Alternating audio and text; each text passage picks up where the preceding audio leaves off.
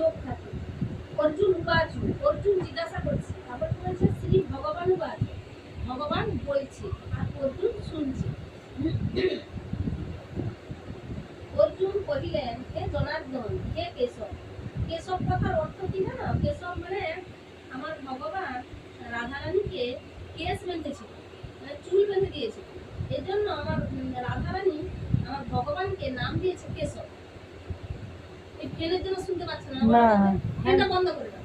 Fan আমার গরম লাগছে না, গরম বেশি লাগছে না, বন্ধ করে দাও। যদি তুমি জ্ঞানকে কর্ম হইতে শ্রেষ্ঠ বলো, বলছে ভগবানকে বলছে তুমি জ্ঞানকে শ্রেষ্ঠ বলছো, তাহলে তবে কেন তুমি আমাকে আত্মীয় হতে নিয়ত করছো?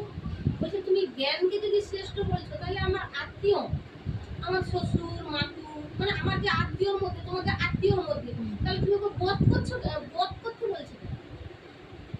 তাই বলছি, কখনো কর্মের কখনো জ্ঞানকে প্রশংসা করিয়া তুমি যেন আমার বুদ্ধিকে মোহগ্রস্ত করিয়াছ।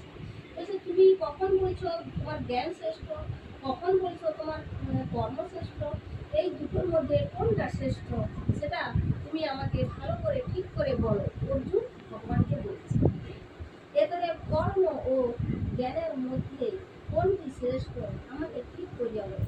এই দুটোর মধ্যে কর্ম আর জ্ঞান, ওই দুটোর মধ্যে আমি গুলিয়ে ফেলছি। আমি কি করব? অর্জুন বলছে ভগবান, আমি কি করব, কোনটা তোমার শ্রেষ্ঠ সেটা তুমি আমাকে ঠিক করে ভালো করে বলো, আমি বুঝতে পারছি। তখন শ্রী ভগবান বলিলেন, হে নিষ্পাপ অর্জুন। নিষ্পাপ বললো কেন না? নিষ্পাপ মানে অর্জুনের মধ্যে কোনো পাপ ছিল না, এদের বলেছে নিষ্পাপ।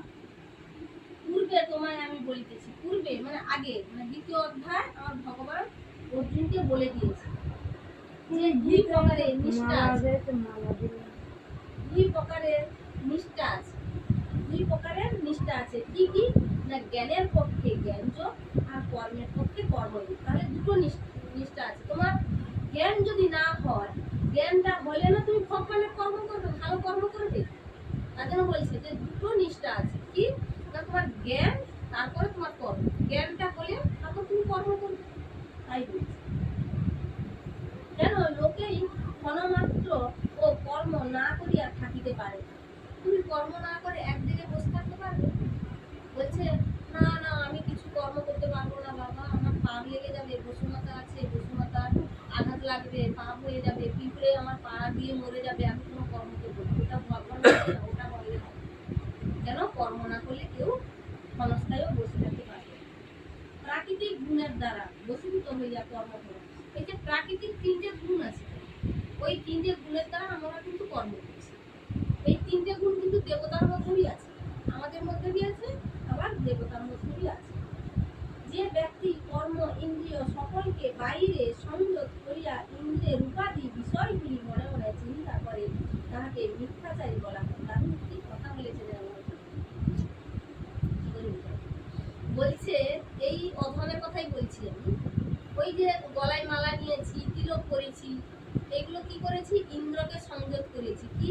রোজ সাবান মাখছি, পাউডার মাখছি, মুখে ঘষছি, এটা কি? আমি লোককে দেখাচ্ছি। তারপরে কি বলছে? মিথ্যাচারীর কথা বলছে। কেন না? তুমি তিলক করেছো, মালা করেছো, তাহলে তোমার করণীয় কি? মিথ্যাচারী কেন বললো? এর মধ্যে একটা তথ্য আছে। বলছে মিথ্যাচারীটা এই জন্য বলেছি, তুমি যখন তিলক চন্দন নিয়েছ, তখন তোমার কথাটা মিষ্টি হবে।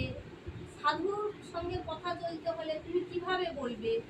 তাহলে তোমাকে মিথ্যাচারী এই জন্যই বলেছে, তুমি উপরে সবকিছু সেজে রেখেছো যে আমি ভক্ত মানুষ, আর ভেতরে ভেতরে তোমার সঙ্গে আমি হিংসা করছি। কি হিংসা করছি? বাবারে পাঁচতলা বাড়ি করে নিল, আমি করতে পারলাম না।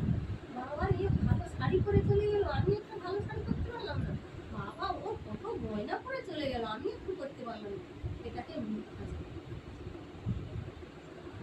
হিংসার মিথ্যাচারী। দেখো না, হে অর্জুন, যিনি মনের দ্বারা ইন্দ্রিয়গণকে সংযত করেন। বলছে তোমার যে ইন্দ্রিয়, চক্ষু, কান, নাসিকা, সবকিছু, এই ইন্দ্রিয়গুলোকে তুমি যদি সংযত করতে পারো, সংযত মানে তোমার নিজের বশে আনতে পারো, তাহলে কর্ম ইন্দ্রিয়ের দ্বারা কর্মযোগের রত তিনি হচ্ছে শ্রেষ্ঠ। তা ভগবান বলছে সেই হচ্ছে শ্রেষ্ঠ, সেই হচ্ছে শ্রেষ্ঠ। কেন না তোমার ইন্দ্র যদি তুমি সংযত করে নিয়েছো মানে নিজের বসের মধ্যে নিয়ে এসছো, তাহলে কি ওখানে 5টা বউ খারাপ কথা বলছে, নিন্দা করছে, তাহলে আমার ইন্দ্র কি হবে? যাব না। কেন না? আমার সেখানে ভগবানের কথা হয় না, আমি সেখানে যাব কেন? তাহলে কি তুমি ইন্দ্রকে সংযত করে রেখেছো, তাহলে আমি সেখানে আর যাব না। তাই বলছে ভগবান, বলছে ওই ভক্তই আমার প্রিয়। তুমি নিয়ত কর্ম করিতে থাকো। অর্জুনকে বলছে তুমি নিয়ত কর্মই করো, কেননা কর্ম হইতে শেষ, কর্মই হচ্ছে সব থেকে শ্রেষ্ঠ। বলছে কর্ম আবার কি কর্ম? ভগবানের কর্মটাই সব থেকে শ্রেষ্ঠ। তাই বলছে অর্জুনকে তুমি কর্ম করেই যাও, কর্মটাই তোমার শ্রেষ্ঠ। আমি যদি কর্ম না করি তাহলে তোমার শরীর বাঁচবে না। তুমি যদি কর্ম না করো তাহলে তোমার শরীর বেশি দিন বাঁচবে না। ঈশ্বরের প্রতির জন্য কর্ম, নচেত কর্ম বন্ধন হয়। এত হে অর্জুন, তুমি আসক্তি ত্যাগ করিয়া ঈশ্বরের প্রতির জন্য কর্ম করো। বলছে তুমি তোমার ঈশ্বরের জন্য তুমি কর্ম করো, কর্ম ছাড়া কেউ থাকতে পারে না। কর্ম বন্ধন হও, বলছে তুমি ভগবানের কর্মে তুমি বন্ধন হয়ে থাকো। তাই বলছে